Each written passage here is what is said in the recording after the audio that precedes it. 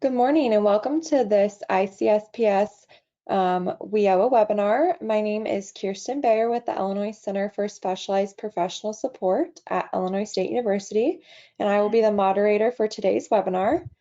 Today's topic is our second session of COVID-19 and trauma. Just a couple of housekeeping things before we get started with our presenter for today. As a reminder, all participants on the call are in listen-only mode. If you have questions as the webinar proceeds, please post your question in the question chat box. It's important to note that this might be labeled something differently on your screen depending on if you're joining us from your phone, tablet, or computer today. So it might be labeled the chat question or the comment box, but it's just a little text box that you can converse with us with, and we'll do a Q&A at the end. And if you have any comments or anything throughout, feel free to address them throughout the presentation. Another note is that this webinar will be recorded, and the presentation recording and all of the handouts from today will be available on our website, ICSPS, as well as the Illinois WorkNet website within 48 hours of today. You can also access the handouts on the handout dropdown, and we have all of them, including today's slides, uploaded for you if you would like to follow along. A reminder that if you have faulty internet connection or experience any audio issues, you can call in by doing so, and using your cell phone, and I put the phone number for that in the chat box for all of our attendees today. And with that, that is all I have from our center. I'm going to hand it over to our presenter for today, Jocelyn Vega. Hello, good afternoon, everyone. I want to say thank you for making it to today's training. And I also just want to ask for everyone that if you're transitioning, getting settled, please continue to do so. I definitely want to make sure that you're supported and comfortable during this time. And I just want to thank Christian for introducing the title of today's training of COVID-19 and trauma. And this is really going to be an opportunity for us to discuss the relationship between trauma and COVID-19, understanding and moving through what are all the traumas that are occurring for many of us at once, or the ones that are occurring over time. And it's also seen and relating to this trauma and how is it being shared within our workplaces, in our lives, with students, participants who we might work with and have relationships with. So that's the intention of today's training and where we're at for today. I also want to briefly introduce ICOY. ICOY is Illinois Collaboration on Youth, and we're a membership agency that works between policy and practice. And for example, I am a trauma specialist and provide trauma trainings to not only increase trauma awareness within and for service providers working with children and families, but also growing and supporting the field around trauma. So with that, we're just going to move forward to the next slide. And one thing I just want to share is that if you have any questions or anything that I can clarify at any point, just please put that in the chat box.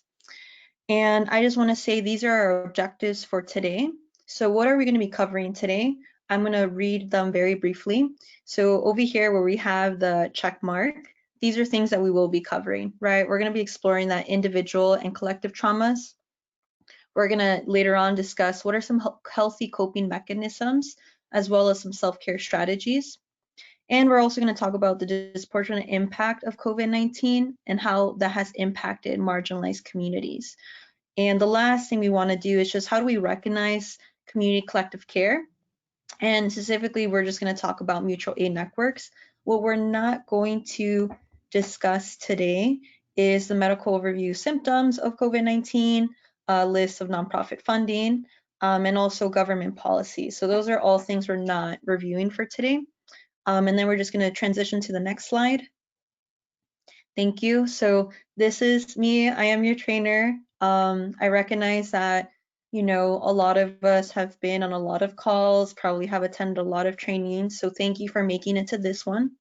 And as your trainer, I just want to let you know that my intention is to really honor your time and where you're at with today. I want to say thank you for trusting me with your time. And the information that I'm going to be offering really comes from an empathetic mindset, right? I really want people to take, process, the information at their own rate and their own interest, because this can be a lot of information at once. And also talking about trauma can bring up trauma that we've experienced or experiencing now. So please, with this presentation, it is being recorded. Go at your own pace and decide what do you want to get from this training. So you have my email here. You can contact me. And again, my name is Jocelyn Vega, and I'm your trainer for today. And with that, we'll transition to the next slide. And I think this is super important, right? Of really, what are your objectives for today? Maybe you're sitting or standing or listening to this, on a walk, but just take a moment before we start and ask yourself, what do you want to take away from today? What are you thinking about? What questions do you have? It can also be thinking about what are your goals? What are your priorities with today with this training? Maybe you're using this information for your personal life. Maybe things have come up professionally. Maybe this is a reflection space for you, or a reflection space you hope to bring to your home or your teams. So really just decide right now, what are you going to give to yourself? What do you want to take? And also, there is no expectations here from me as your trainer. All I ask is for you to hold your, I said hold and honor your objectives and your expectations, because you're the most important part of this entire training. So please, your objectives are the only thing that you really have to do in this training. If you want to share what your objectives are or what you hope to gain, please put that in the chat box. It is extremely helpful and wonderful when people share. People have so much to, contribute and collaborate. So throughout this training, whenever you want to share, please do so. So if anyone wants to put that in the chat box, I would definitely read it and incorporate it. But with that, we're just going to transition to the next slide. So this is a slide that is so important to us at ICOY before we do any trauma training. And it's really a moment to slow down before we get into the information that we hope people can take regarding trauma. But it's really this moment where we slow down and check in with ourselves. I know as professionals and the service providers, we're always on a go-go mentality, but it's really important for us to also check in with ourselves and see where we at, where's our emotional capacity at, because COVID-19 is still ongoing. COVID-19 has impacted not only in, a medical biological sense, but it's impacted us socially, emotionally, and mentally, and even professionally for many of us. It's caused a lot of transitions that we're still in and haven't really settled from or haven't really processed. And maybe it's a mix of all those things. So with this self-care check regarding COVID-19 and trauma, we really want to recognize that this can be highly triggering for many people. And we're really going to talk about in this training all of the traumas that are present in this moment. And we'll balance that by talking through some self-care aspects. But talking about trauma can be very traumatizing. So it's the importance of, this first bullet point of giving yourself grace.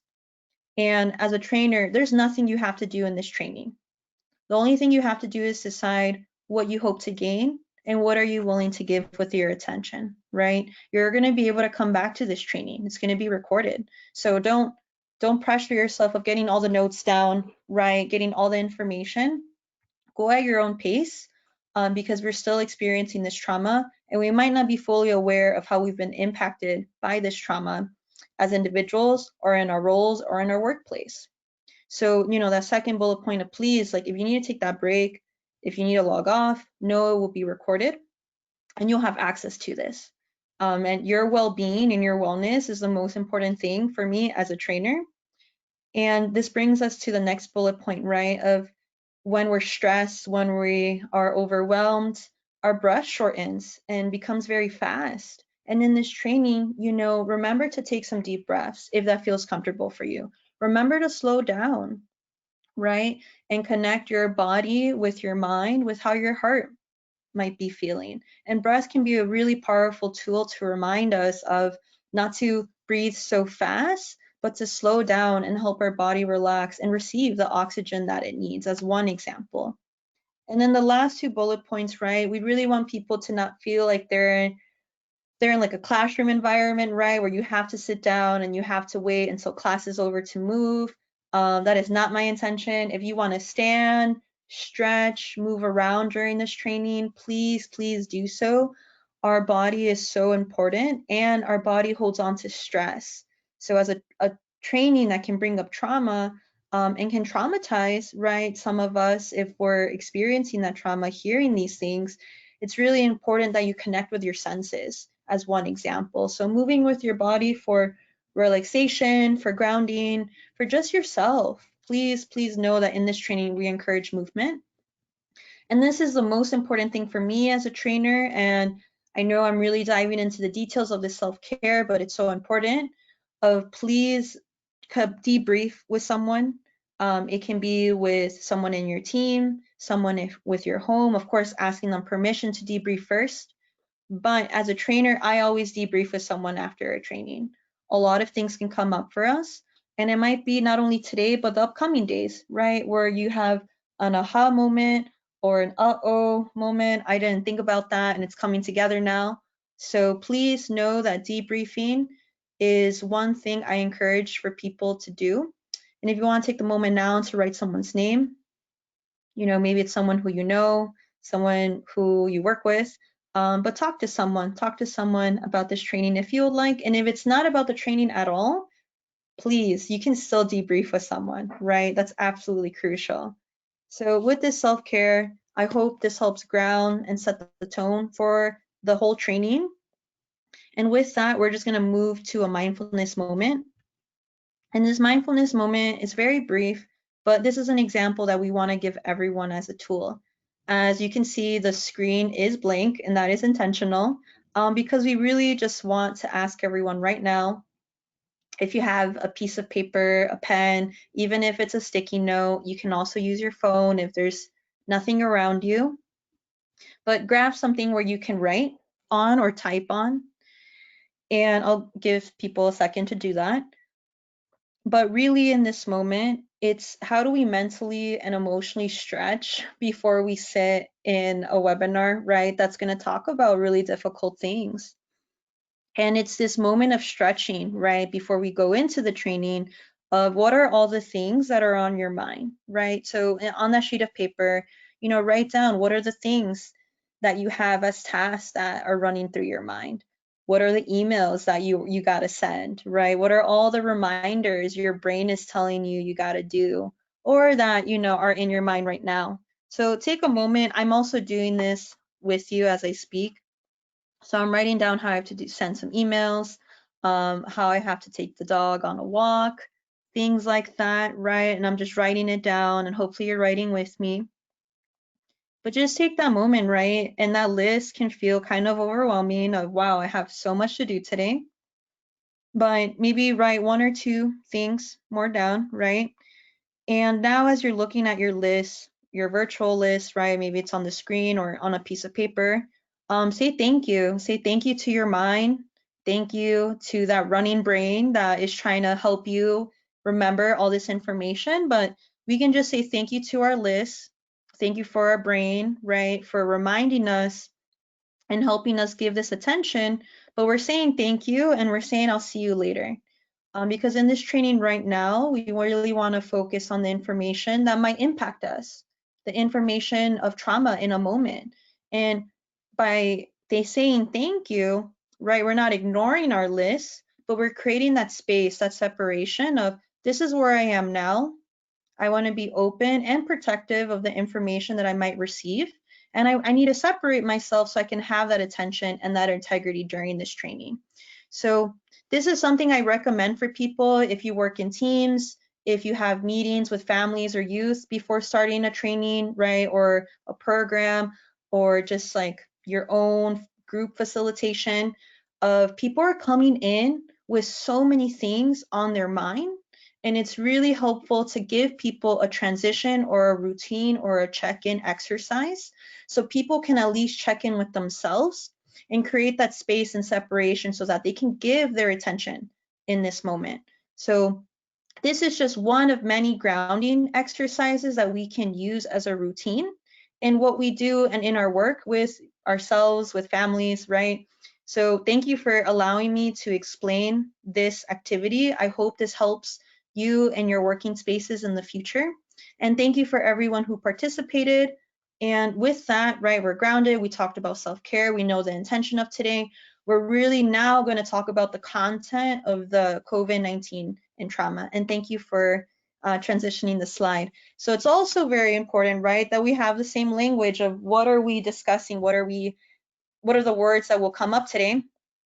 And I'm not going to go too into detail with this slide, but really highlight the difference of the words that can come up, right? So in this training, we're saying COVID-19, not coronaviruses. One, because COVID-19 is the most recently discovered strain of coronavirus. And I will be using the word isolation and social distancing, and they have different connotations, right? With social distancing is the deliberate increasing of physical space between people, or staying those 6 feet apart, to lessen chances of exposure, compared to isolation of individuals who feel or suspect that they might be ill or infected, right? They're creating the isolation of removing themselves. And these two words, for a lot of people who have experienced trauma, can be re-traumatizing. For example, if you've been separated from your family, if you've been separated from community, if you've been, for example, in prisons, right? Those forms of social separations have impacted us emotionally. Or maybe we've witnessed that with people who've experienced those things in our families or in communities. So even the words like isolation, social distancing can be triggering for people, even though we're talking about it in this very nuanced way of COVID-19 in our moment now. People have experienced isolation in the past. People have experienced ways how others socially distance themselves from them due to maybe some other things. So that's just like a very brief example of how I'm going to be connecting COVID-19 and trauma in our moment. So with that, we're just going to switch to the next slide and really talk about our first section. So I want to give everyone a heads up. We're going to have multiple sections. We're going to have 3 sections coming up, and this is the first one. At the end of each section, I'm going to review some highlights. But if you have any questions, this is really an important and crucial time where you can share. And it can be program specific. It can be personal if you feel comfortable, right? There is no wrong or right answer or solution, right? There's no wrong or right question. Know that this is an open door training and everything here is welcome. So I just wanted to give that heads up to everyone that you can ask questions, and you can always, right, ask for that clarification. So now to really dive into COVID-19, this is a part of the training that can be very difficult because it's talking about trauma as us as people. What have we experienced as a traumatic impact? So with that, we're just going to skip to the next slide and really discuss in this next slide the trauma definition. And with the trauma definition that we have here, this is a definition by SAMHSA, and they define trauma through 3 E's. And those 3 E's being event, experience, and effect. And this is, a definition that is helpful because it really ties together of trauma not just being one thing, or, something that has necessarily a start or an end, and, then trauma's over. But it really highlights that trauma can be a series of event or even a set of circumstances. How can it be experienced individually, physically, emotionally, and be harmful as well as threatening? And, that's the second E of experience. And then with the third E of effect, it's really taking that step back. And I just want to tell everyone, this is a really brief training on the definition of trauma itself. But there are entire trainings on what is a traumatic experience that can occur for individuals, for communities, from so many levels that can be talked about, but also traumatic effects, right? So much information that we can gain of how does this impact individuals' functioning, your mental, physical, social, emotional, and spiritual well-being, right? The long-lasting adverse effects that were mentioned earlier. So I want to be very brief to be, give people time to process information, but I also want to give you some examples so you can take these away. Excuse me, is that traumatic events are not just, right, physical things that can happen, for example, like school violence, family separation, right, displacement, maybe being evicted, right? Those are, I can list so many examples. Those are just a few, or forms of abuse. But traumatic events can also things that happen to us verbally. They can be words, things that are said. It can be emotional harm that individuals experience, as well as mental states or undermining someone's mental health if you've experienced that. And I also want to bring up that traumatic events can also be direct, right? All the examples I said are pretty direct, but they can be indirect. They can be the ways in which we witness violence or trauma within our community, within our families. It can also be community violence, which is something I just said, but from a historical perspective, so understanding historical trauma, racial trauma, gender and sexual trauma, as well as intergenerational trauma. So we can experience and carry the effects of trauma from generations ago, from our parents, from our great-grandparents, from ancestors that we know and don't know. And that can still continue to this day. And that highlights another traumatic event that is not always discussed, but the unresolved trauma that we experience, and that still can shape very much our circumstances or the ways in which we understand how events impact us, highlighting that second E of experience of sometimes we describe trauma as fight, flight, or freeze, and how we're in these moments, in these circumstances. Our body has, as part of, again, this is part of a longer training that would provide more details, but when we're in these moments, these extreme moments of survival, and trauma can bring up extreme feelings of survival or struggling of how am I going to survive and move past this moment. It brings up the fight, flight, or freeze. And again, I'm not going to dive too into it, but that can have a huge impact of how we experience trauma, the ways in which we can and can't fight, the ways in which we can and can't leave, or the ways in which we can't separate ourselves from the moment to maybe stop processing mentally and emotionally what is going on. So our body is numbing itself, disassociating itself, so it can have that space and relief from the trauma that is happening in that moment. So all of this, right, has enormous effects that, again, very briefly, we can't go too into detail about, but it impacts our body.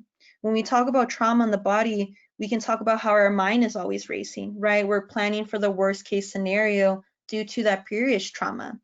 We can think about, what were the resources that I had when I experienced this trauma, and have those resources, if they were even there, help me develop coping strategies, right? Understand and process and have safety to have a language, to speak out loud, to trust someone, to even share what happened and how that's impacted me. It also, right, trauma can impact the ways in which we perceive and see the world and the actions of others. Of, for example, for maybe a young person, a youth, an adult, all of us, who's attacking me and who's giving me feedback?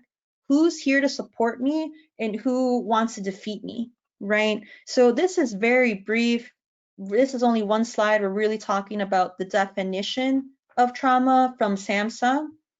And there's more information available, but I really wanted to pause and really work through this definition. And I know I took up some time, but the other examples we're going to be moving through are going to be very, very context specific of our current moment. And it's helpful that when we're talking about trauma, moving in trauma, working with people who've experienced trauma, we think about it as not good or bad or something that was positive or negative. We think about it as a complex emotional, mental, and physical reality of what happened through events, experience, and effects. And that we also see that trauma is not just one thing. So with that, we're just going to transition to the next slide. And I just want to say thank you for everyone allowing me to explain that in such great detail. But again, take that moment right now, going back to your learning objectives. What are some of your concerns regarding COVID-19? And again, you can put that in the chat box, you can write that down. This can also be a triggering question for a lot of us. So if you don't want to answer or engage with that question, please know that I recognize that. And I want to be supportive of you and where you're at, right? So we might come back to this question because this question might not feel supportive right now, but this is a question I ask everyone, right? And this is a question that with trust and safety, we could ask, maybe in other ways as well, our students, our program participants, our staff, of what are their concerns, and being very specific with what we can experience. So I just want to say thank you to someone who shared that, the concern of catching COVID-19. And I'm going to keep this door open, right? So anyone, please just continue to share, because we're going to be talking about these concerns in greater detail in the next slides. So keep on sharing and I'll keep incorporating. And I just want to say thank you for everyone. And with that, we're just going to go to the next slide, because catching COVID-19 is definitely a health and safety concern a lot of us can have. That positive diagnosis is kind of the number one thing we hear of. It's kind of, this is what it reminds me of when I was young, but kind of like a boogeyman in the closet of just this fear of this invisible thing that can highly impact your life. And it's invisible too, so there's only so much that you can see, and we're very much focused on what we're doing. And, I appreciate someone else who shared about the stress that comes with health and safety of decisions that we didn't really stress out about, right? Things like being able to travel, being able to see our family. A couple months ago, and I'm in this position too, I wouldn't really think twice of, can I see my grandma? Can I see my younger cousins? Right? I'm thinking through like math problems of what's the risk? What's the harm? It's really stressful, when before we wouldn't be super stressed out of things we really wouldn't think about, right? It's whether you had the car, whether if you had the time, whether this person was home or not, right? With traveling, it was, okay, what are the logistical things I need to work through to make that plan happen? Now the stress of COVID-19 as a health and safety concern, it's, is this even on the table at all? Do I even want to put this on the table because of how stressful it can be? So thank you again for sharing that concern, because that honestly, the two people who shared, right, you just both, right, talked about the first 2 points that we have on this slide here. Another thing with health and safety that comes up is that individuals experiencing discrimination. So for example, right, individuals who feel really concerned of being targeted for having their face covered, right? Even though a lot of states are requiring for people to wear face masks, there's racial discrimination that is very much present of, this person looks threatening. This person's walking around at a certain time at night with their face covered, that's threatening to me. And that brings up a lot of racial concerns that are very present of the moment of who's seen as, wearing a mask and who's seen as a threat. And that's something that's come up in the city where I live in. And it's very unfortunate because people are trying to be safe, trying to take these steps, yet they're being criminalized just through appearances. And that's come up a few times where I live, and hearing those stories, it's really hard to hear. And that also brings up another point, right? Another category of resource access. I just want to highlight too, we're talking about COVID-19, but COVID-19 is again medical and biological, but we can't overlook the social impact that people are experiencing. For example, not having our basic needs as humans, right? Food, shelter, supplies. Those are things that are fundamental to just even being alive, being able to get to the next day. And, again, I don't want to talk about like where I'm from so much, but a lot of communities, right, had their grocery stores shut down, pharmacies shut down, right? Or maybe with, public transportation being shut down, how do I get from point A to point B? Or maybe I don't even want to take the bus. Maybe I feel uncomfortable for many reasons about taking public transportation, that's not even an option for me. I don't want to be in the bus. So individuals who, it's not only living in food deserts, but people who have children who they have to ride the bus with, or maybe don't have the time or the ability or even the money to even buy these things. There are so many barriers that people have, and these things aren't new, but they're being exacerbated for so many, along with, medical health care, right, and mental health care. We're going to talk about this later on just to give everyone a heads up, but I also, right, and this is something that's being shared, but COVID-19 is also a mental health crisis when we think about isolation. when we think about the ways in which we can connect anymore, and all the stress, anxiety, and depression as just few examples that we're all navigating right now. The direct impact, right, of COVID-19 is in so many ways that it becomes very complex, very overwhelming of what is happening in our moment.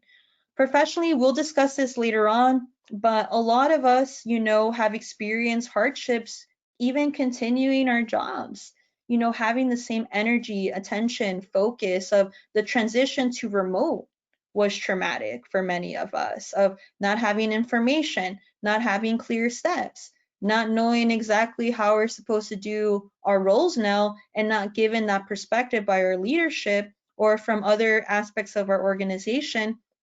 But we felt that pressure of, I got to keep doing my job, I got to keep excelling, even though I don't have a foundation, because I don't want to lose my job. I don't want to put myself in that position. And people are creating, for a lot of reasons, this huge mountain of stress, because there is the fear, there is the concern of my job security being at risk. And that does a lot. And I just want to be super mindful that we can have a whole training on trauma and money, right? Trauma and financial security, that can come up in this professional category as just one example, right? One of many examples that can come up, professionally transitioning to working remotely, or, just job insecurity. So with that, it's also talking about like the family cohesion. It's also talking about, all the contained time that we have being indoors, and things can get frustrating at times, as well as being responsible for the education for our younger family members. Someone highlighted, right, when they shared their concern about routines changing. So even seeing our families or traveling, that has significantly changed. And I just want to highlight that moral fatigue, right? This exhaustion, social, emotional, and professional, can also be tied to discussing more about moral fatigue. And I also appreciate, someone sharing too, of like, they just shared this chat with me, but when are things gonna go back, right? When are we going back, and how far are we from going back to how things were?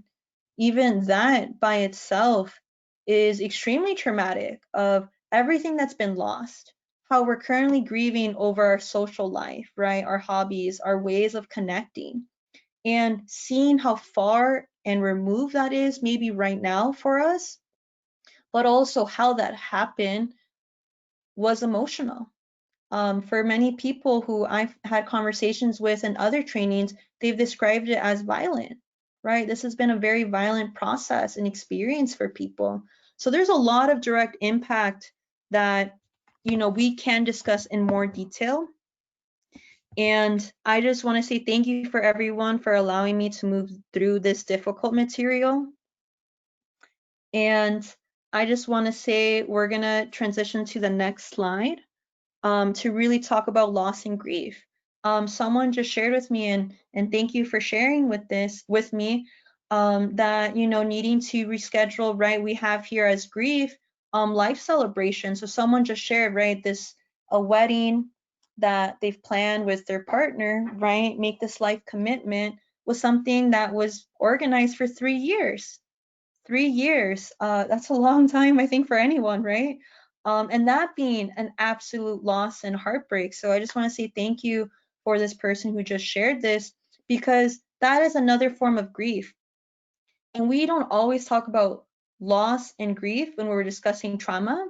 We kind of discuss it sometimes like as an after effect, right? Like kind of the result or outcome of it. But loss and grief can be traumatic, right? If we don't have that closure.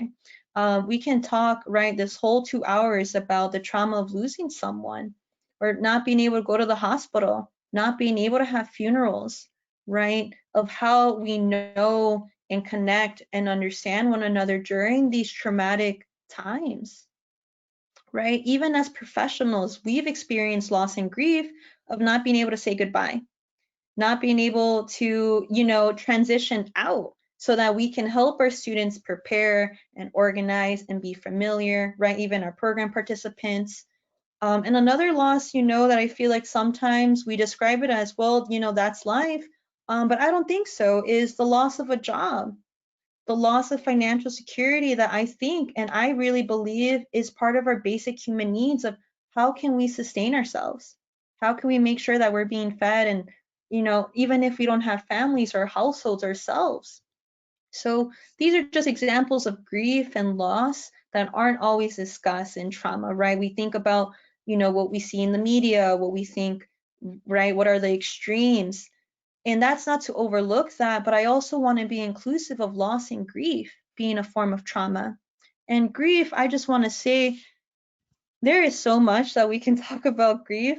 If I'm just being honest with everyone, there is so much that we can cover in so many details. But the grief of the way of life, our planned future now feeling like it's spiraled out of control or not having those clear, concrete next steps, right? There's also life celebration. So again, I just want to say thank you to the individual who shared about needing to reschedule their wedding, right? A life partnership.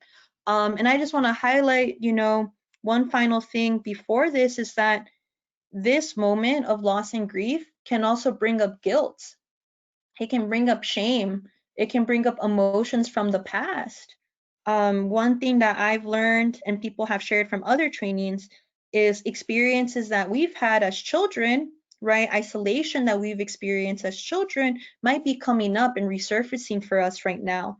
Emotions, right? Like emotions from experiences like abandonment, neglect, are some things that are coming up for program participants with feeling unsafe in their living situation or with the world, with seeing how the world is unsafe for them.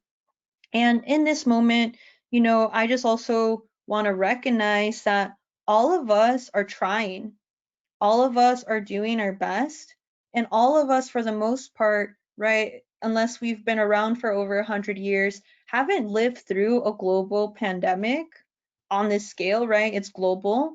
And it's just recognizing, right, how are we allowing ourselves to even grieve, right? Do we even feel safe or have the trust or have the space to grieve, right? To even see and give ourselves the grace, that was a word we used earlier, to recognize that we've lost. And sometimes we can see all the walls that we've been putting up to protect ourselves because of the weight of these emotions, especially loss and grief being examples of them. And one thing I just want, to tell people is that trauma is not a linear process, right? It's not just the event going to the experience, going to the effect.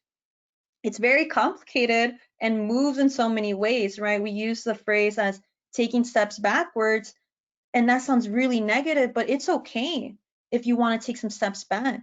It's okay if you feel overwhelmed by the trauma and the complexity of what's going on now. And one thing I just want to offer for everyone here is just allowing ourselves to be imperfect, allowing ourselves to see ourselves as learners. None of us have been through this before. We're learning right now what is life and how do we keep our life and move within it. And, another thing I just want to offer for people when it comes to loss and grief of giving yourself that grace to forgive yourself, right? And if we can't forgive ourselves right now, maybe promising ourselves, extending ourselves, right? Our future selves, the option to forgive in the future, the option to see of how it's okay to not be okay. It's okay to not be okay right now. There's a lot going on.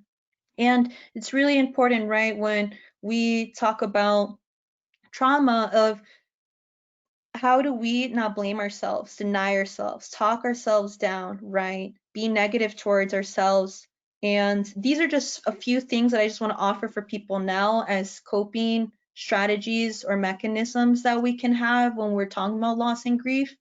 And I just again want to say thank you for everyone who shared. Someone just shared of I'm sorry for your loss, but they just shared of not having a funeral, not being able to have a funeral for a parent who passed away while also being employed. So that is one thing in this training that I want to say is that there are so many traumas, responsibilities, pressures that we're all experiencing at once, and we might not see that with our friends, with our families, with our coworkers. And it's taking the step back in this moment to really see and know that there's a lot I don't know, and there's a lot that I do know that's happening on a societal scale, how do I give individual people, including myself, grace? Because so much is happening at once. And I just want to say thank you for the person who just shared right now and everyone who's been sharing, for contributing and really shaping this training with me. Thank you so much for being open right now, because I want to say a lot of us have experienced or have witnessed these traumas in our life in this moment now. And thank you for sharing in this space, even if it is virtual, because these connections to trauma are very much being lived right now. So I just want to pause and really give thank you to everyone of one, sharing where you're at and what's happening, right? So thank you for that. And with that, I'm just going to transition to the next slide. And with this next slide, this is something I mentioned earlier, but with COVID-19, I highly identify as a mental health crisis. And here in this graphic that we have from the Depression Project, which is a website I do recommend people to see if they are interested, but no pressure, of all the things that can be triggering, right? Triggering some of the examples I used earlier, for specific groups, but from a mental health perspective, there is a lot that is happening, and it's asking ourselves, where is our mind at? Where is our heart and our body sometimes? Because those three can feel so far apart for us, right? Can feel nowhere near us, right? It's like my mind's over here, my heart's over there, my body's exhausted, and I feel so removed from each one, yet this is all me. So this is why mental health is an important, and maybe that's being biased, so I'll rephrase that. Mental health can provide a very helpful understanding of what we're experiencing in this moment, right? The despair, the increased health anxiety, for example, of a positive diagnosis, fear for loved ones, right? So these type of things that I'm mentioning right now go back into what we just covered of loss, being an example of trauma, and grief.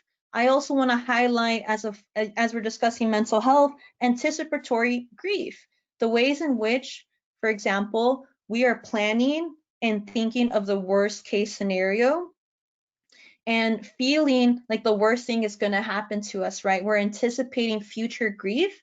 And some people might say, you just got to snap out of it. You just got to think positive, right? And those things might be helpful, for some, but we got to be respectful of the extent of how coronavirus, right, COVID-19 is triggering our mental health. And these things that are triggering us aren't just things that we're deciding to be triggered by, they're environmental. Okay, they're extremely environmental. And one thing being right here, after the three I just named, of decreased financial security. Decreased financial security can trigger our mental health concerns.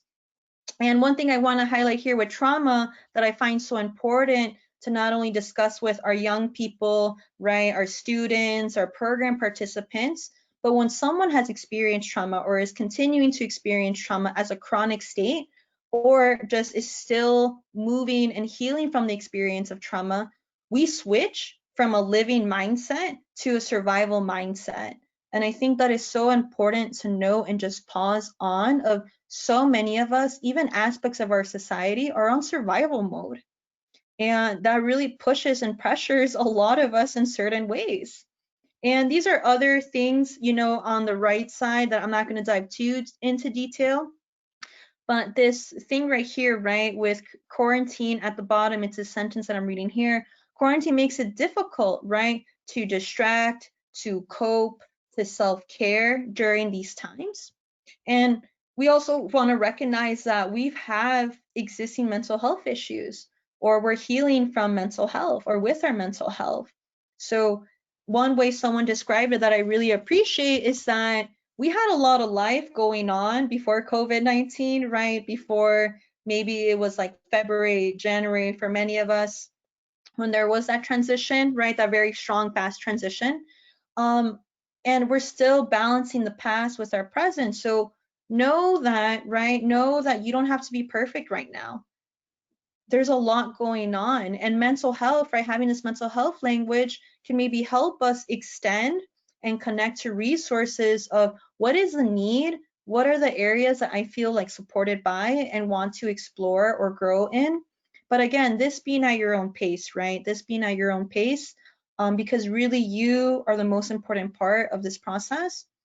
And I will say that with individuals experiencing trauma, right? All of us who are experiencing trauma, it's really about the direction that you want to go in that is the most important, and you honoring that process, right, with that supportive network or people in your life. So with that, we're just going to move into what are some common stressors or responses that we see in COVID-19 in the next slide. But it's really important, right? So I'm not going to read all of these because we already talked through some, but maybe our feelings are low. We're feeling on edge. We feeling really detached. I can say I've definitely felt that a lot last week, and I'll be super honest about that. And then those feelings of anger, right? So feelings of anger sometimes they can be seen in a really intense way of this person's really angry, right? And it's kind of like a volcano moment. But also those feelings of anger can be traced, right? Like all emotions, we have to ask, not, oh, is this emotion bad or good? We can ask, I should say, where is this emotion coming from? What is this emotion telling me, right? And the feelings of anger can really highlight that anger is coming from the lack of resources, of not being able to provide for your family, having your hours cut, for example, right? And those feelings of anger come from a place. And when we're present with our emotions, how do we not only identify where they're coming from, how they're shaping us, but then also how do we respond to those emotions? How do we respond and move in those emotions, right? But some emotions, right, aren't just, I'm deciding to individually feel like this, right? I really want to expand trauma not just being an individual experience, but a collective experience, because feelings of anger can be magnified here in our example, magnified by the impact of oppressive systems, right? And maybe it's also the lack of consideration of others, so amplified discrimination. And for someone experiencing trauma in so many fronts individually, right? And then societally, that feelings of anger can be traced, right? And that feelings of anger have roots in a lot of places. So with that, I just kind of like want to slow down before we transition to our next slide. I know we're getting close to the hour point. And these are just some things to consider, okay, of what do we do in this moment, right? How do we not punish ourselves? How do we recognize again that none of us have, unless we're almost 100 years old, have lived through a global pandemic? How do we not attack ourselves, right, with criticism, blame, or self-injury? And how can we instead jump into our humanity of how vulnerable things feel right now? And if we don't feel like we can be vulnerable, right, what are the spaces or people or resources that can support us to reach that as a process, right? And it's okay. It's always okay to not feel like you can share. It's important to recognize where we're at and how we want to move through it, because it's about being genuine and honest with ourselves, right? And with that, I just want to move to the next slide of what some resources, like for example, hotlines that are available national in Illinois. And I just want to highlight, if you're a service provider or work in an organization, really thinking through what are, and maybe you have, right, and maybe you're already doing this, so I want to recognize that too, but what are some local resources that we can share with our staff that are staff specific, but also with our program participants? So I just want to say that, maybe there's things, resources like food pantries right in the area, right? Or individuals who are providing mutual aid, which is something we'll talk about later on. But as a team, what are the resources that come up the most in our conversations with our program participants? What are local specific resources that people can have? And then when we give resources, I think it's really helpful for us as a staff to take the time. And a lot of us are busy and don't have time, and a lot of us are working more than we usually do, right? Even though we're working from home. But taking that moment to call the agencies, right, that we refer people out and ask them, hey, what are things people should know if they call, right? How have things changed, or what can people expect if your offices aren't open, right, to receive services in person? So that when we're giving resources, we're not giving people a puzzle to piece together, We are already giving them, right, all the information. We can even practice with people, right? Like, hey, do you want to role play calling the place and like questions you might have? Because honestly, calling places for a lot of us can be really stressful and can be super overwhelming, especially if we need that help and we feel maybe that we don't deserve the help or that we're not going to get the help or, you know, this place isn't going to help me. So how can we support people approach resources as bridges instead of like leaps, seeing where they can land or where they don't land? So I just want to highlight that as one way, as a program, right, as a team, we can think through resources. And again, some of you, right, or all of you might be doing this already. So I just wanted to provide that as like an actionable way to provide resources for our program participants. But with that, we'll just move to the next slide. And this is something that I find really helpful with our professional impact quote, right? A lot of us are essential workers, but in this quote, they say, I feel like essential just stands for exhausted and expendable. And this is from a grocery store worker. So this is a lot to take in, right, for a training. And it really highlights the stress of working in our society and our, you know, current economy of a lot of us don't have the financial security, right, to not work. And if we don't work a lot, we can't have a lot of our life or that life safety net.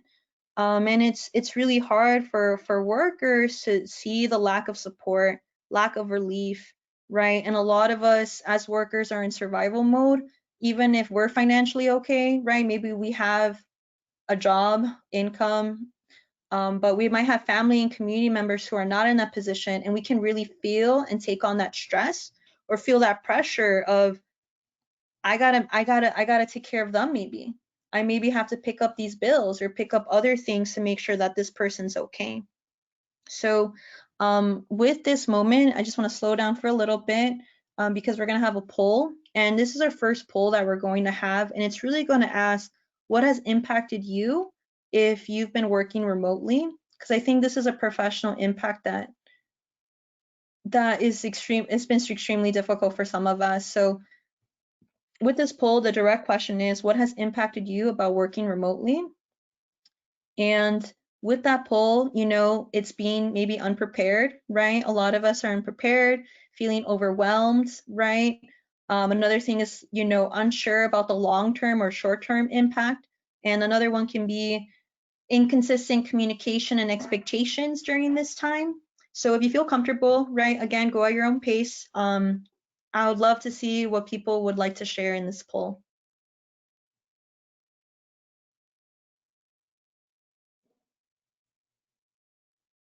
Okay, I'm going to give everyone about 15 more seconds to answer it.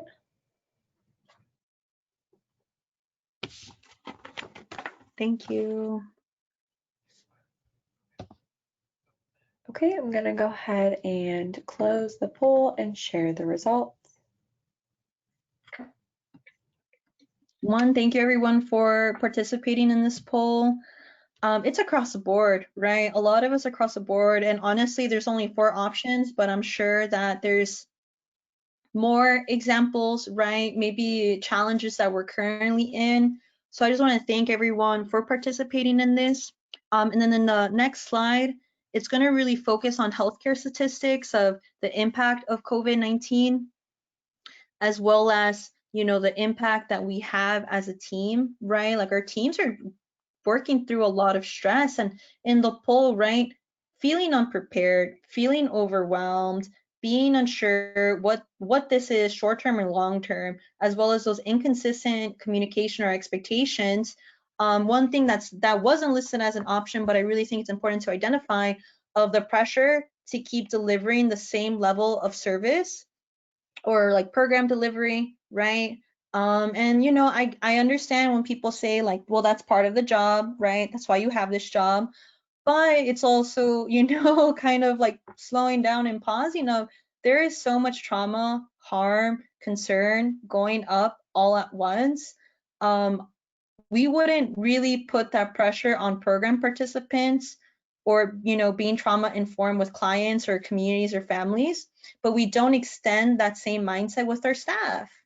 And in this, statistics here, it's very medical based of people who are in the medical field, but I'm sure if we look at social services, we're experiencing a lot of exposure to trauma personally and professionally, right? It's also, early COVID China studies are listed there, and I'm not going to go too into that because I really just want to highlight that all of us are under noticeable stress. I will again be vulnerable and honest that I've been extremely stressed out, right? Of all the different things we talked about earlier on, but needing to leave that at the door, right? And needing to leave that and move on and perform and do well at the job. And these are things like my family and friends and other people in trainings have shared too, of the pressure to perform, right? And to always be on and to do a good job. And the thing is, so all of us are working hard to attend to that, and our students and our program participants in the same way, right? And we also feel our students and youth or program participants stress. We feel that stress. We see how their anxiety is rising as well. And we also see how people might be feeling less engaged to even participate in our programs, right? And that's also another form of stress. And one thing I just want to say is that a lot of us as staff are also frightened, and maybe we don't feel comfortable or safe to say that we're frightened to our supervisor or in our job, but we might be feeling these emotions. And again, emotions aren't, I don't want to say bad or good, but how do we see and trace where they are and where they come from? And, how do we connect to resources? How do we connect to ourselves? How do we maintain the connections of, for example, what keeps you grounded? What keeps you sustained? What helps you recover, right? Because we can also professionally be in moments of fight, flight, or freeze. And I'm not saying that we can always be proactive about trauma. That is not what I'm saying. What I'm saying is that we're navigating a lot of stress and we're carrying a lot of stress, even professionally. And are we having those honest conversations, maybe with ourselves, right? In a supportive space. Again, we don't want to criticize ourselves and bring ourselves down and blame ourselves for what we're feeling. But again, right, we want to take that environmental ecosystem approach and really see this as a collective trauma. So, how are you prioritizing you? How are we recognizing our triggers, right? How are we navigating those stressors or even know what those stressors are? And again, doing this in a safe, supportive environment or relationship is so important and helpful, because I do not want people blaming themselves or believing that they need to do more because they're responsible for the collective trauma that is impacting the world, right? And also, how are we setting up breaks, recovery time? How are we mentally, emotionally setting up our day, preparing ourselves for what we're exposed to or navigating? And also, how are we transitioning out of our jobs, out of our roles, not only in the job but outside of the job, so that we can have that work-life balance? That is another professional impact. And also, I'll just be honest, what does that look like right now for a lot of us? Is not what it looked like in the past. So all of us, for the most part, are navigating a new terrain.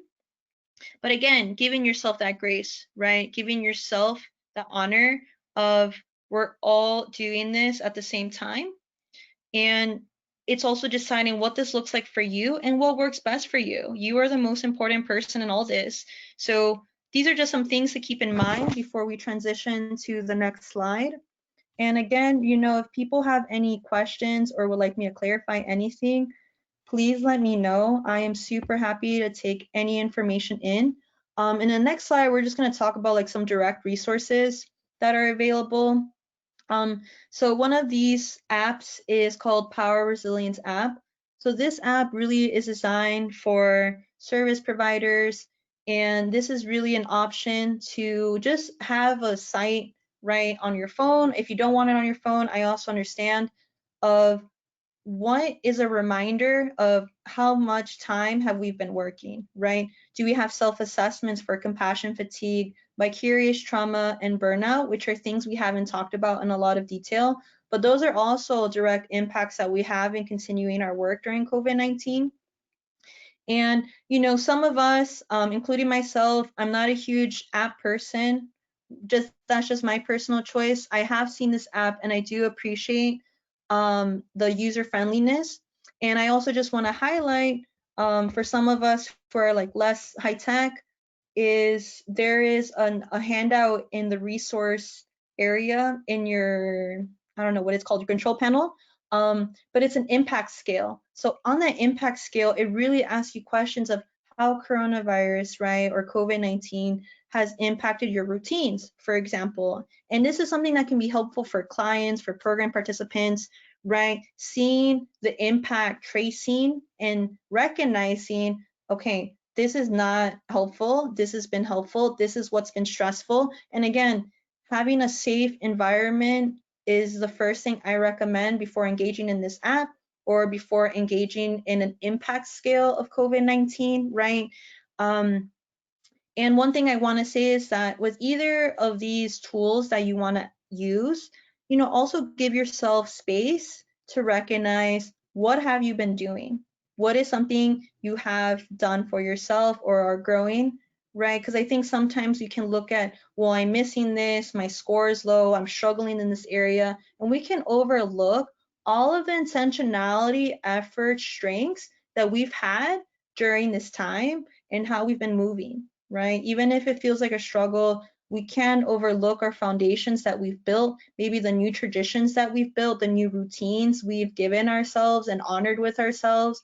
And maybe it's even just the small things you've done for yourself that are huge, like giving yourself the opportunity to say, I'm stressed, or that I need help, or this isn't working, or I'm interested in this. I think we can't overlook that. And I just want to offer that with those two slides. Because we don't want to just see ourselves or our needs from a deficit perspective. We want to be, honoring our strengths. Even if our strengths don't feel the strongest, strengths are still strengths. And that is just something I tell everyone, right? Just your strengths are strengths. Maybe you don't feel the strongest, but let's not overlook them, right? So in the next slide that we have here, this is called the PTSD Coach app, and this is also an app that is very helpful, right, for individuals especially experience PTSD of, just having information about professional care. There's a lot of stigma that can come with mental health for various reasons that I'm not going to go into for today's training, but just having basic information of what does professional care look like if I'm interested or want to pursue that, right? Having a self-assessment for it as well as having those opportunities to find support. And they also provide ways and tips to manage the stresses of daily life with PTSD. And some of those things are like positive self-talk, which is something that can be extremely helpful, right? Of having those conversations with ourselves when we're in that worst case scenario mindset, right? Which is a really real mindset that comes from our environment. So how do we speak with ourselves? How do we listen to ourselves? How do we like not shut ourselves down, but have that dialogue, right? And that's an example of positive self-talk. And there's other self-help strategies that are mentioned here. One thing that you'll have again in your handouts that is in the control panel, it's called Tolerance for Uncertainty, and it's a COVID-19 workbook. That is something that I also, whether you're high tech or not, right? This is something, if there's one resource that you really take away, if you could please look at the Tolerance for Uncertainty COVID-19 workbook. That provides a lot of resources, a lot of guides for how to even process day-to-day stress to how do you plan out your week, right? How do we take that step back to see forward so that you get to decide with, the control and support that you have, how you want to step forward, right? How do we slow down before we move on? So that is the non-app version of this tool that I would say it's similar. And then the next slide here, we have another app. It's heart rate free. That's like the title of it. Or it's also called instant heart rate, depending on which software you use.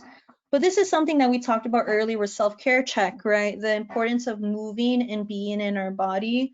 Our body tells us a lot. And I also want to say our body holds on to stress.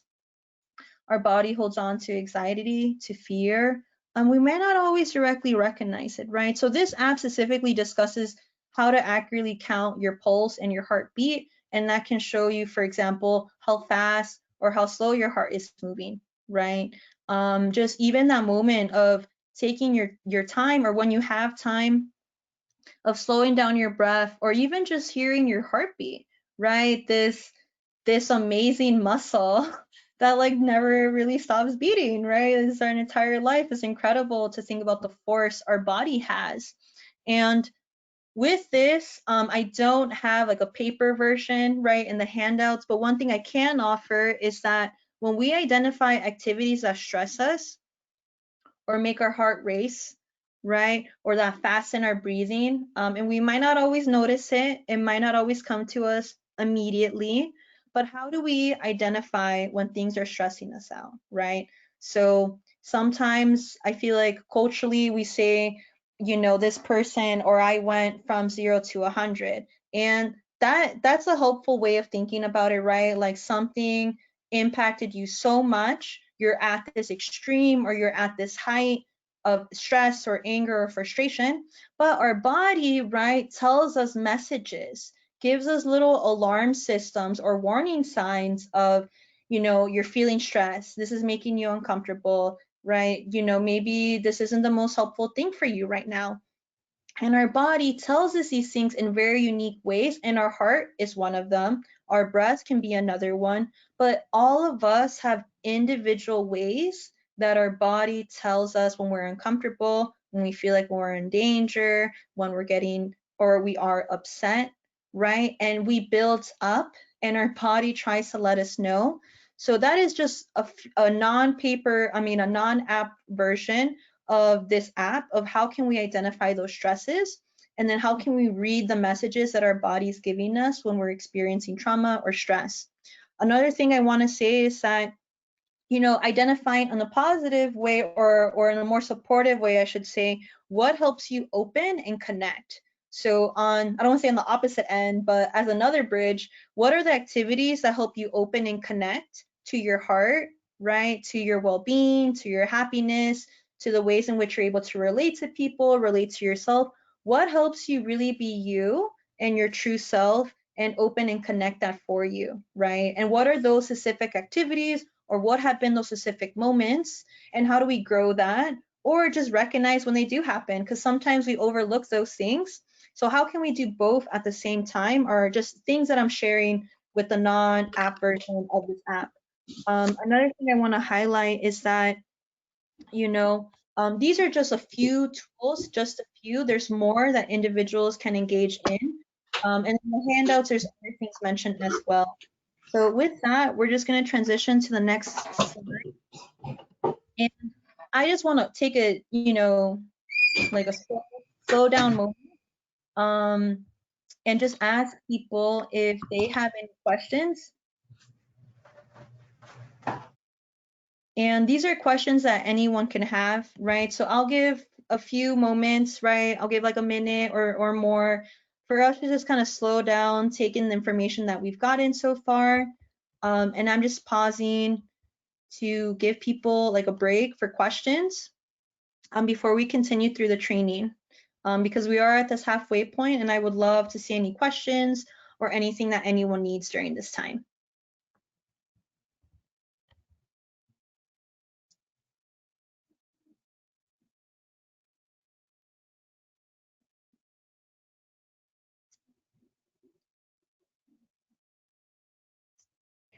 I don't see any questions coming through or any that have. Mhm. Yeah, if you want to move on or if you want to keep waiting, we can. Okay. Well, I'll just say if people want to, share questions, feel free to do so. No pressure again. I think one thing too is that we're gonna probably have a Q&A section at the end. So if you have any questions, again, there's no wrong or right question or right or wrong answer. Anything that you would like more information on or would like to expand or share, please feel free to do so. This is as they say, like a non-judgment zone. So know that the door is still open if there are any questions or anything that can be done to clarify, okay? And again, if you have any organizational or like program specific questions, please feel free to share that too. I'm super happy to move through any example that might be helpful.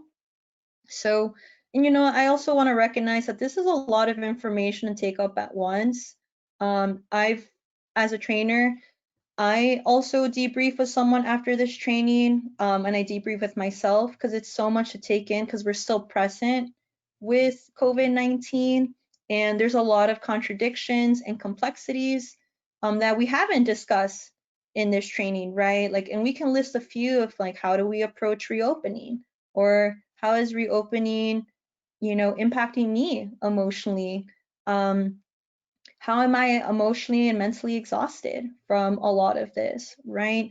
So there's a lot we haven't covered, but there's also a lot that we have covered. So I just want to thank everyone, in this moment of participating, being in this training, because it's a lot. And I also want to say, right, if you want to move, right, maybe this is a good point. If people are still thinking about questions or maybe holding on to their questions or unsure what questions to ask, maybe this is a good time where you can stretch, right? Maybe it's just lifting up your arms, moving your fingers. Maybe it's moving your neck around.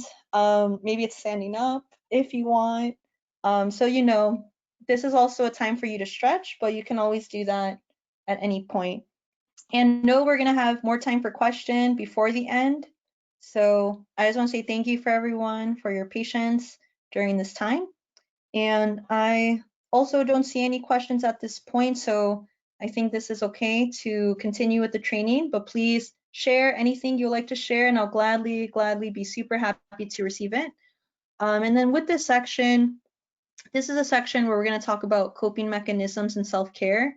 So I've sprinkled some examples and some language earlier on, but this is a dedicated section just for this, okay? So if there's no questions for this time, please share, okay? We can still do that, but I'm just going to talk about the content.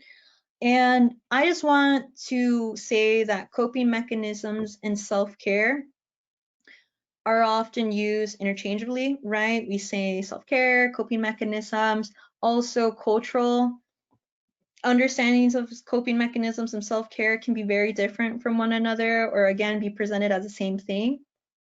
And, we sometimes hear with self-care or with coping mechanisms of like, it's just treating yourself, right? It's just hooking yourself up. It's about taking yourself out and, really, really diving in and indulging. And I think those are really awesome ways that culturally we talk about self-care and coping mechanisms of, really, really going all out for it. And I don't want to take that away, right? I definitely don't want to take that away.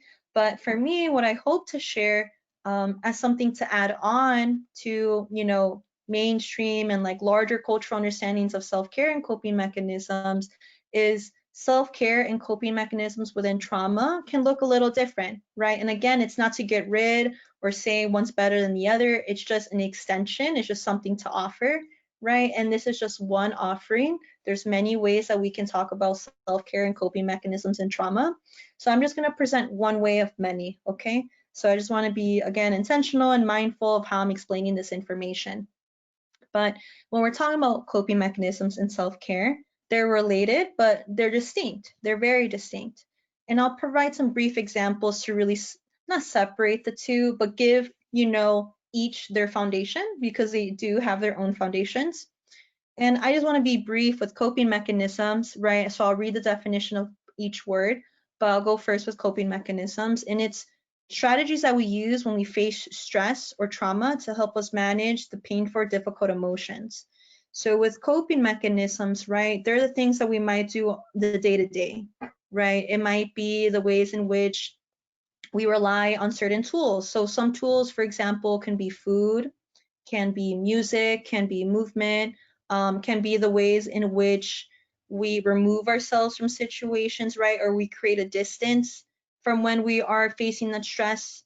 And that might happen personally, that might happen in the workplace, that might happen with our family. Like it's a lot of places where we cope, right? And we might not always realize like, what are my daily go-to tools? What are the things that I do when I stress, right? So one thing that I do, for example, as a coping mechanism is that when I'm feeling that stress, really reminding myself to listen, really reminding myself to slow down, take that pause, like tell myself, right, this person's not judging me, right? And if they are judging me, it's like, well, I'm not going to judge myself, right? Like I'm really just going to slow down and just try to listen and not make conclusions. But for a really long time, I didn't realize that was a daily go tool that I use. So, if you want in this training or after this training, if again you feel supported and comfortable and safe to do so, what are your daily go-to tools? Again, it can be a range of things, but ask yourself, what are the things that you do to support yourself or face stress? And it can be different things, different areas of your life, but that is just something I offer for everyone that can be helpful, maybe potentially. And then what are the things that help you relieve stress, right? Or improve your mood? Do we know what those are? Do we know what our needs are, right? And sometimes it's even asking ourselves that question of what actually relieves my stress and what actually improves my mood. And don't overlook how big or small or significant something is. If you if it counts for you, it counts, okay? And as well as what are quick fixes that we do to remedy a situation. So some ways we cope, for example, at work is that we might have so much work to do that you're like, okay, I'll skip lunch or I'll skip this. Or, I'm just going to skip breakfast. I'm just using food as an example. Sorry, everyone, for being food based right now. And we cope because it's like, okay, I got to make up this task. I can give this up so that I can complete this. And that, might fix the situation, right? It might be a quick fix, but with coping strategies, we might overlook the ways in which that's going to impact us in other ways, right? So coping mechanisms help us face, but we got to think about coping mechanisms not only being a face, right? Not only being in that intense moment, but how does that have a full support? How is that connected to other aspects of ourselves if we have coping mechanisms, right? And again, this isn't to say something's positive or negative. It's just asking how supportive is this coping mechanism? And does this coping mechanism impact or undermine other aspects of myself or other forms of coping mechanisms, right? And again, doing this in a safe environment, because it might be really overwhelming to see the ways in which we cope that might undermine us in other ways, right? And again, it's not negative or positive. It's being honest and genuine with ourselves and, identifying our needs. And that we also deserve to have coping mechanisms that honor us too, and that we're working through, right? This is a process. So that is coping mechanism. I know I talked a lot right now, but with this next section of self-care, it's really thinking through what are the intentional actions, right? What are the things that you're doing without the stress, right? Without the trauma in that moment? How are you being intentional just for you, right? There are no fire alarms going off. There's no alarm systems going off. How are you taking care of yourself? And taking care can mean a lot of things for a lot of people. And I also want to say a lot of us are already taking care of ourselves, are already doing a lot. So this word care might not feel like the best. So other words that I can use as a substitute can be heal, right? Sustain, recover, grow your physical, mental, spiritual, or emotional health or well-being, right? So these are things you do regularly scheduled.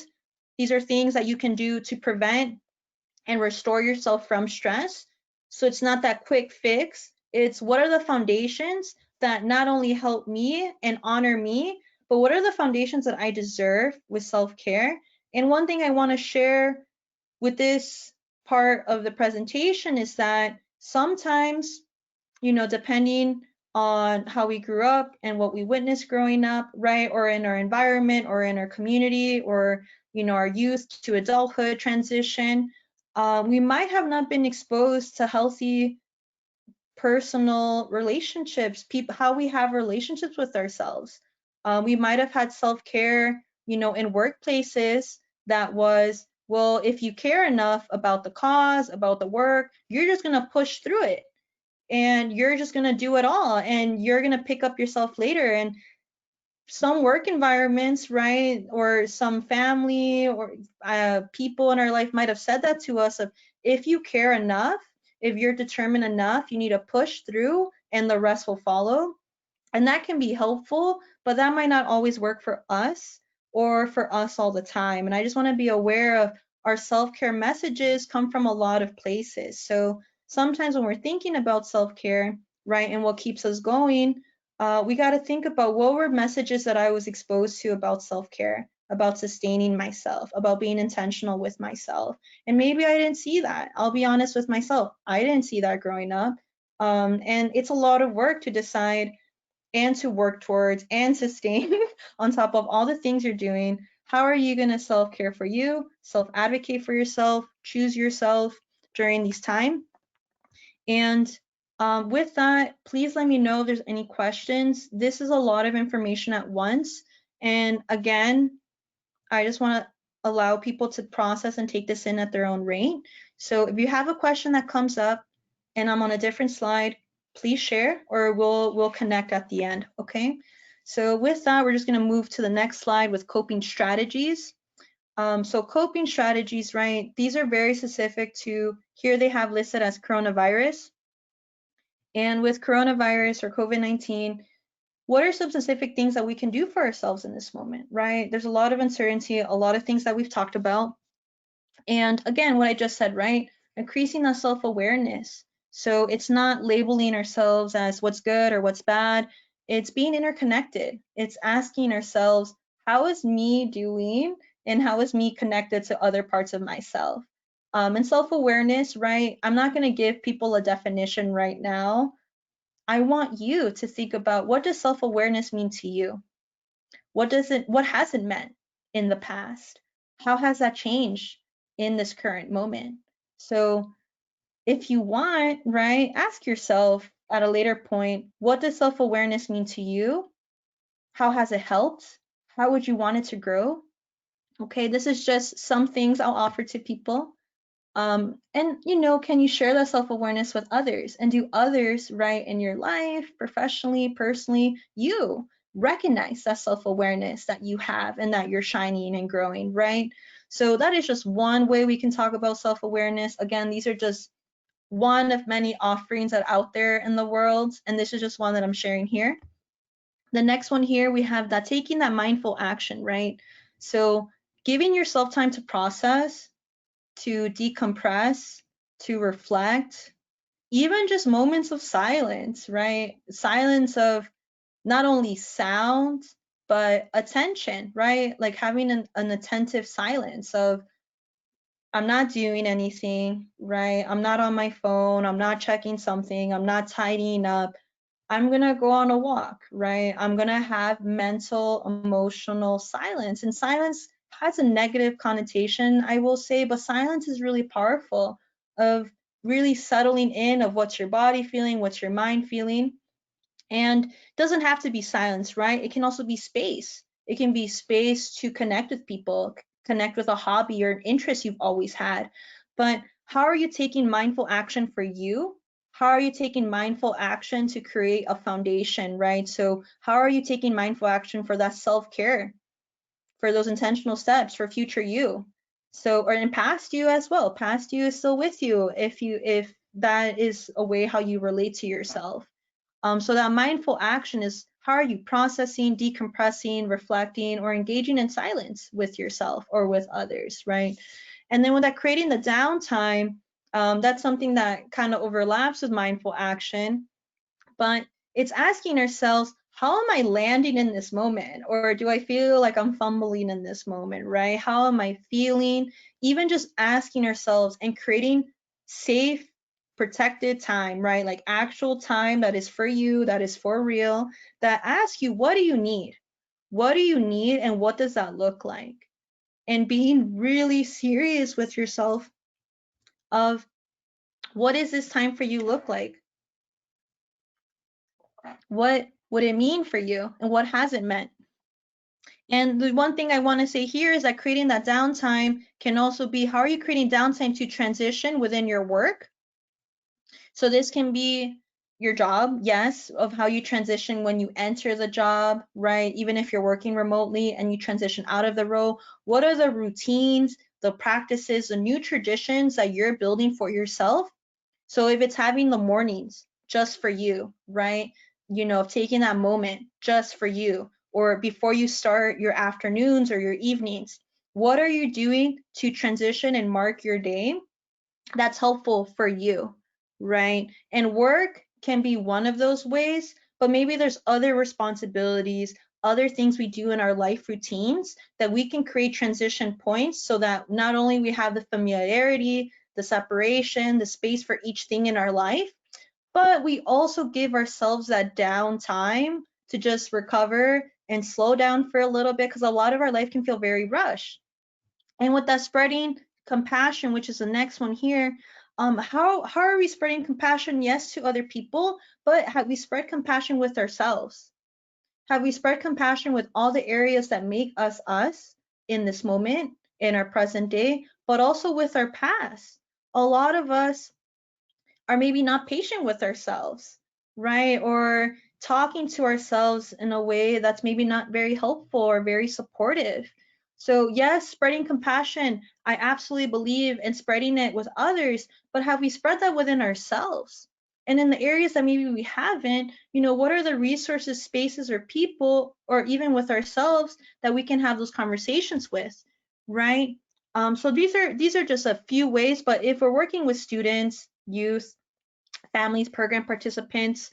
One thing I will say, you know, with spreading the compassion is checking in emotionally where you're at, right? If we're not in a place to receive or handle, right, trauma exposure, or when someone's going to share something really difficult, how do we create moments to slow down, check in with ourselves, and also be vulnerable with ourselves that maybe right now is not the best time for you to hear this information, but how do you not cut someone off at the same time, right? So if a student or a young person or a participant says, I want to share something really difficult with you, you can also share with them, right? And this might look different for everyone. This is just an example of, like, I'm really glad that you're trusting me to talk through it. Can we like talk about it in and break it up, right? Can we talk about it? Maybe what's the topic, right? Before we talk about it, is there anything that you need or that's important for you before we talk about it, right? So that you can slowly gain this information of what is this maybe difficult thing this person's going to share with you, and then how can you mentally and emotionally prepare yourself to receive that information at the same time. So again, having and spreading that patience and compassion with yourself, and then also how do you use that to approach a situation, is just an example, right? So with this last one here about attending to your feelings, I know I talked about that briefly, but are we allowing ourselves to see our emotions, right? And to see them as they are, again, not as good or bad, or the fancy way how we say good or bad as positive or negative. How are we allowing ourselves, our emotions, to be seen, to be heard? And if it's difficult or overwhelming for various reasons, and you don't have to justify why it's difficult to yourself or others, but who are the spaces and people who you can connect with, right, as a coping strategy? And again, it's learning, you know, like when we're learning how to drive, or if you do drive, how do you know when to pull over? When do you know when to slow down, when to push the brakes, right? So that is just a metaphor of how we can attend to our emotions as well. But with that, I just want to say thank you for everyone, because it's a lot of information that we're working with. And then we're going to just switch to the next slide with coping strategy pitfalls. And I'm going to have a poll, and the second poll is which strategies have been helpful for us during this time. And we'll highlight that right now with the second poll. So which strategies have been helpful for you during this time? Maybe it's reaffirming those boundaries, right? You taking that mindful action and self-awareness of these are what my boundaries are and these are my no's. Recognizing and responding to needs and capacity, blocking off time, organizing your priorities, as well as, you know, reflection. So these are just some strategies, and the reason why I have this poll at this point of the training is to highlight and show that a lot of you, right, a lot of us are developing, have built these coping strategies that we are healing in face of trauma. So I just want to be, you know, positive and recognize that all of us are doing a lot. So this is my intention with this poll.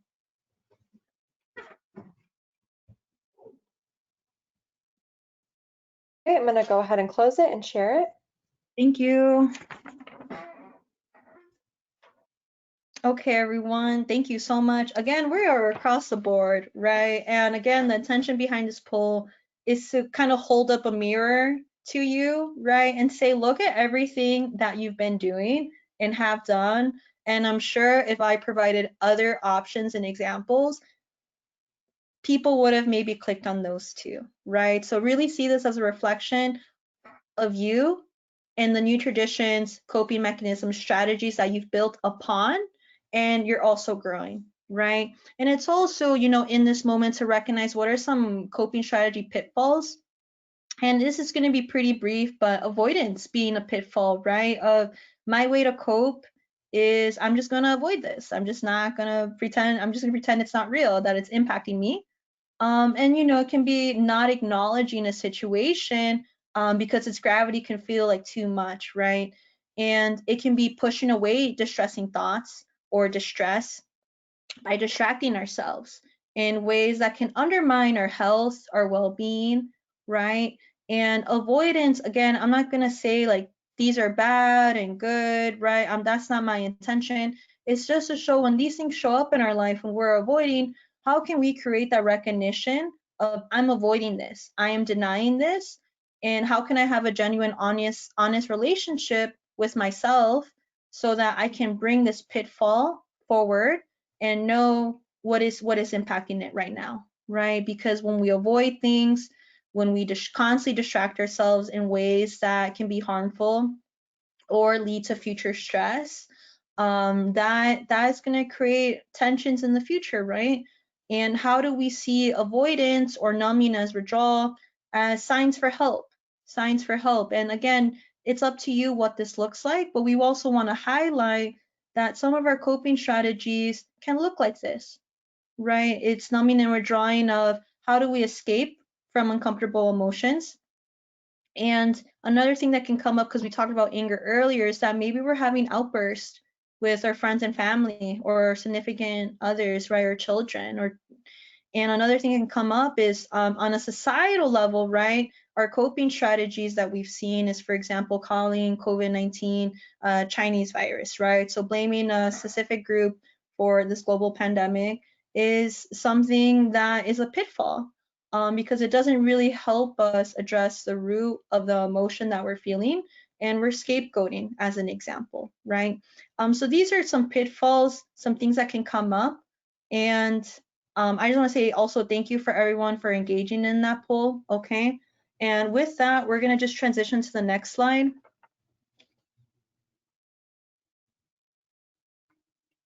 And this next slide here are things that I already, you know, discussed and mentioned, right? Of how are we not only coping and connecting with ourselves in stress, right? Like here's stress, gotta cope, gotta move through it.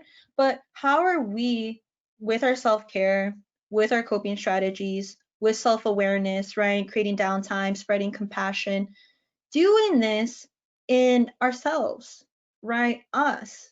Often at these trainings, we talk about, you know, what have other people experienced, or what can I do for others, or what is an approach so that I can handle this issue. But this is a moment in this training where we slow down and say, okay, what are all the parts, all the moving parts of me that make up me? And what does that look like? So this is just one example of how we can see ourselves as a multi-dimensional self, right? We are just not one person. We're not a stamp of this moment. We are so much, and we have been. When we think about our past, our future self as well, and how both of these things or separately influence who we are right now.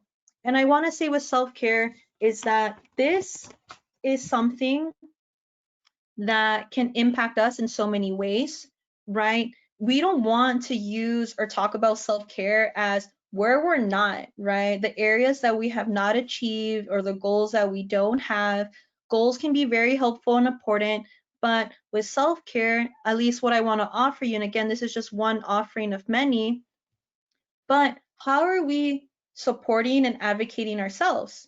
How are we honoring ourselves and what we need, right? Even if self-care is small promises that you give to yourself, or just even seeing yourself, that can be examples of self-care, right? So one example of a promise is I'm not going to judge myself for physically, emotionally, or mentally where I'm at, right?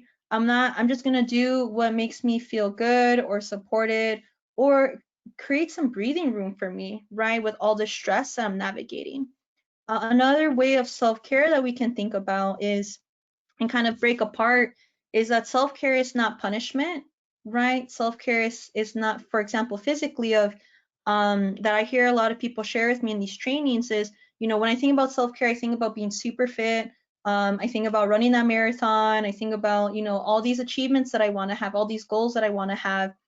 And, people then share about how that self-care became really, really harmful, really toxic for them, because they would judge themselves, punish themselves for, not making that run, or not having the energy to work out, or, sticking to the new health pattern that they were going to take. And one thing that we've shared in those conversations that I want to share with everyone here is that self-care is really up to you and how you want to approach it. Okay. It can be resources, it can be identifying things you might be interested. It doesn't have to be these achievements, they can be, but with self-care, don't see it as self-punishment. See it as a self-practice, self-awareness, self-choice, and also asking ourselves, how are we performing self-care or self-advocacy in our workplace? And then the next slide here that we have a handout.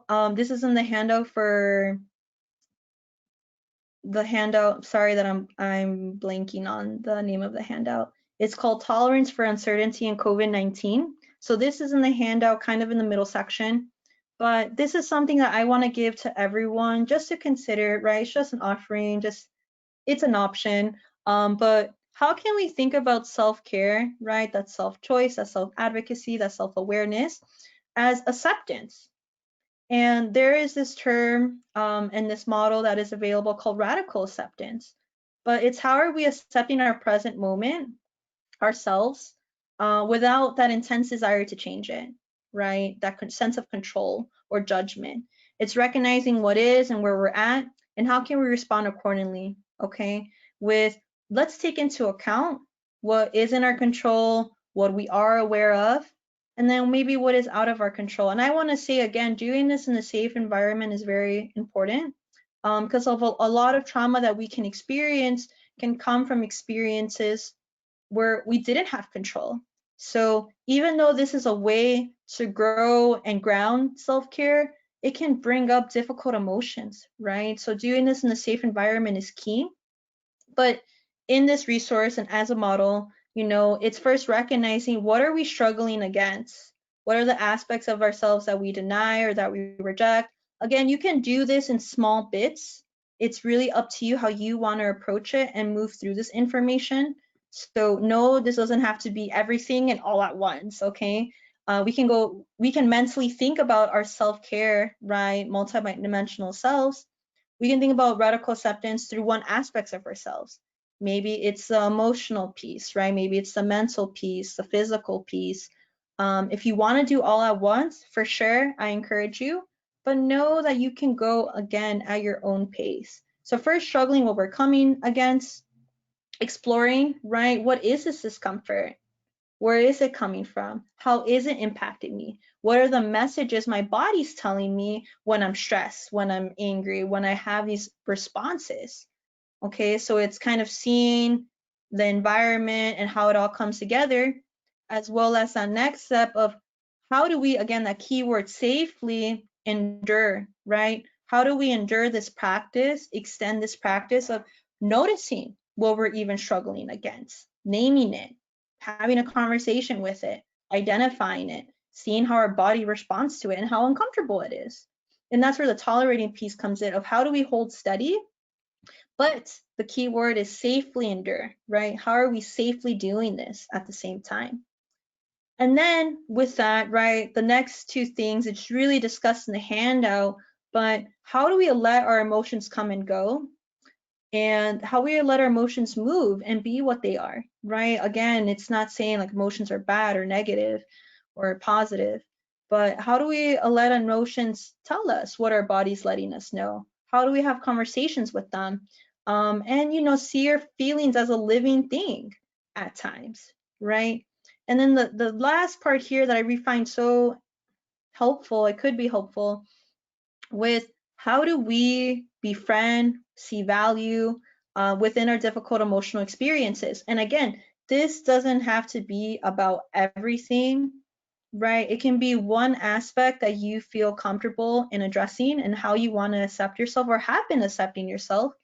But it's learning how to embrace is another word I would say for befriending.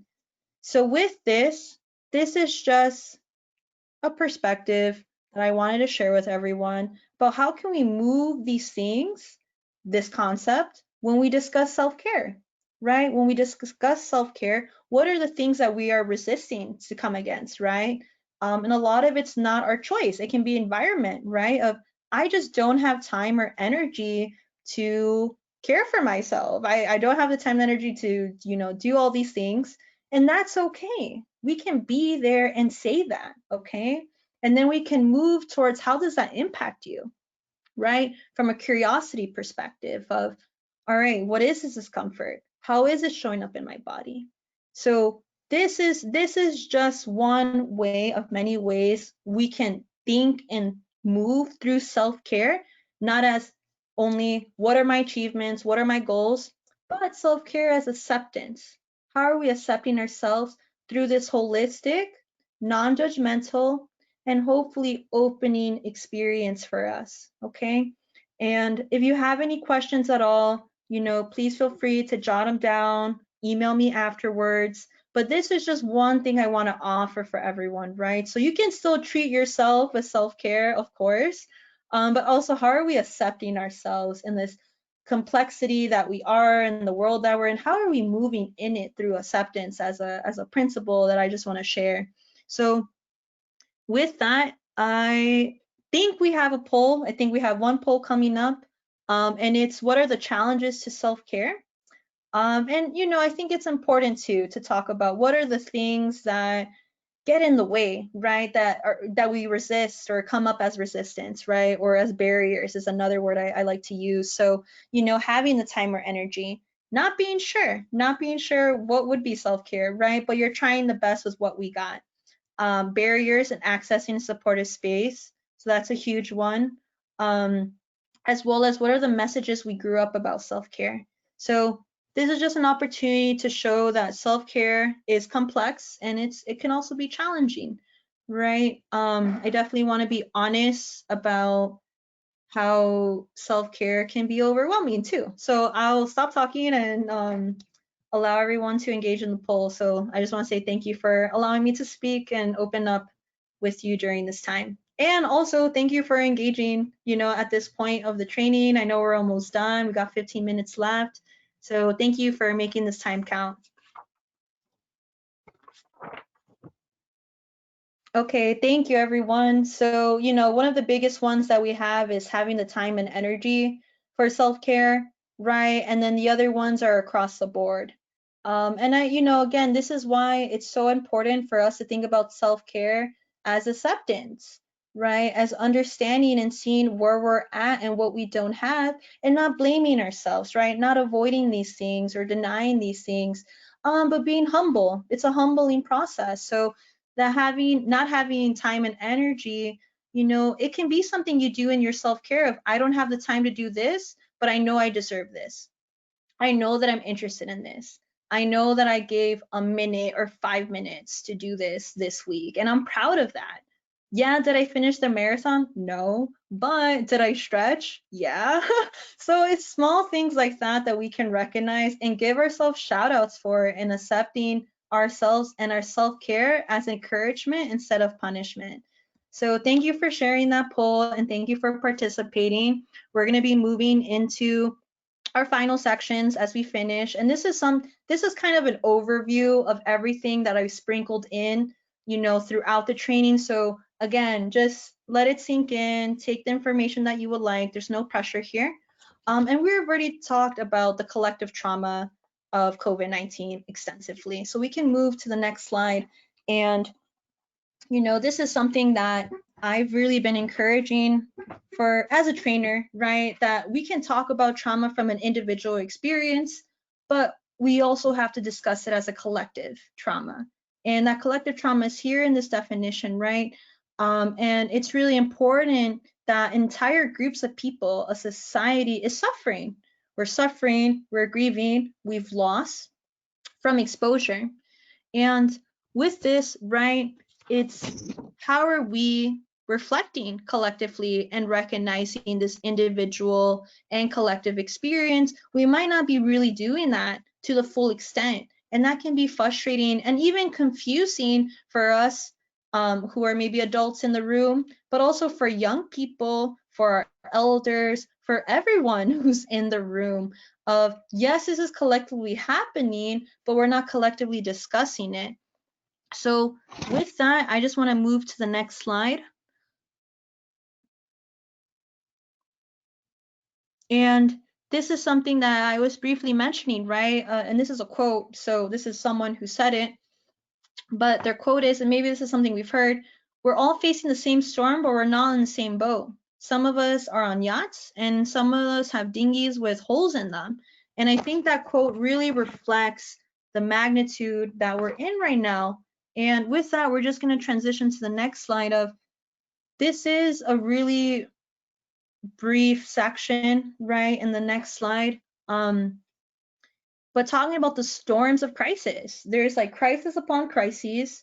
And these are just some examples of, if your example, privileged in some aspects, marginalized in other aspects, or destitute, right? And I want us to come back to the slide if you're comfortable and feel supported to do so. But even if you're privileged, right, or have areas of privilege, that can intersect with ways in which you are marginalized, or you see and have experienced your family, your community, your loved ones, people you don't even know, but just witnessing the news sometimes, seeing the ways in which all of us are experiencing this collective trauma. And individuals who are destitute too, right? Like individuals might be able to work from home, but maybe they've been evicted and don't have that shelter right now. So I don't want to think about these three examples being very separate from one another. They can be, but really these are just examples of all the storms people can be experiencing, and what do we really have to protect people during this time. So with that, we can just go to the next slide. Thank you. But this is a very super brief list of marginalized populations in COVID-19. Honestly, this whole training could have been done with just highlighting one community and organizing the whole training, everything we've covered, by directly speaking to those experiences, right? And this is a significant list, and there are more groups that are not listed. And this is a lot of information to take in and to have. And with this information, right, we also have to recognize what are the oppressive systems or the marginalization that was already in place before COVID-19 and how that's been further exacerbated, right? So with survivors of ongoing domestic violence, right, not being able, for example, in the city where I am right now, not being able to seek an order of protection, right? Not being able to go to a shelter or feeling like you want to go to a shelter, along with other barriers. And this is just one example of one specific group. So this is a list that is very thin, if I'm being honest, of the complexity and the experiences that are still ongoing, and have been increasing for these populations as well. So with that, we're just going to move to our final section of collective care. And with collective care, this is really not only for using a community example, it's really how can we create collective care systems in our homes, in our workplaces, in our social settings, right? Like people who we're socially connected to, like friends. But how are we creating spaces and opportunities to be collective, to look out for one another, to see each other during this time? And with this, I just want to move to the next slide. And I also just want to give everyone a heads up. If you have any questions, we're going to have that Q&A very soon. So if you want to type those in, that is super helpful. And just giving everyone a heads up. But with this, right, the information that we do have, we're using the case example of a mutual aid network. So really with mutual aid, it's really thinking about, one, identifying what are our basic needs. We can think about our basic needs for survival. So we've been seeing a lot of mutual aid for food, right? Food drop-offs, things like that. But a key part is there a shared understanding, right, of what are the things that are not meeting our needs and how can we meet each other to sustain our needs, right? So mutual aid isn't just, or I don't need food or I have food or how do I get the food? It's being more expansive and asking ourselves in our workplaces, asking ourselves in our, social relationships and our families, what are the basic needs that we have? And it can be, for example, who are 3 people who I can call on when I'm having a difficult day and we have that consent and that permission to do so, right? It can be, who are 3 people who I can call in an emergency if I need support, right? Or if I'm in a situation where I need an emergency contact. Who are those 3 people and can we have those conversations? And do we have an understanding of what our needs are just some examples, right? So this model of mutual aid network, yes, can be examples in like a community setting, right? Going back to the example of food delivery and drop-offs. But we want to recognize that we can do this within our homes, within our own relationships, and we can also apply them to other settings of our life, right? The emergency contact, who are safe people in your life who you can have conversations with or depend on for help. And that is just a few ways, right? So I just want to, again, you don't have to do this. It's just something I'm offering. But what are things that you need or who would be helpful so that you can meet your needs, right? And needs in different times. So needs overall, right? Those basic needs, but also what are the needs that you have when conflict or crisis comes up in your life or that you've navigated? What are the things that were helpful? And how do we develop systems, network, support, core, right? Groups that we can rely on so we can move this case example within our personal lives, right? And we can, over time, right, if you feel comfortable, do this also in the workplace. What are the things that you need that aren't helpful? Who are people who you rely on? How do you ensure that communication's understood both ways so that everyone's needs are being met? So we're gonna just move to the next slide. And this is a map that is available for Mutual Aid Hub. A lot of us, right, might not know where to go or where to turn people to if they need this information. And this is just one resource that's available that we wanted to highlight in this training. And in the next slide, and again, if people have questions, please feel free to type those in. We'll be answering them soon in the final moments. But this is an example that we have from Chicago of a community response team. So this is like background of that group, but I'm asking you, right, everyone in this training, who would be part of your response team? Who are people who you have and can connect to, or organizations, right, or services, local services in your community that support you have action plans, right, or have reflection spaces in? But this is one example based in Chicago. We're just going to move to the next slide. And in the next slide here, this is an example of all the calls and requests that they've received.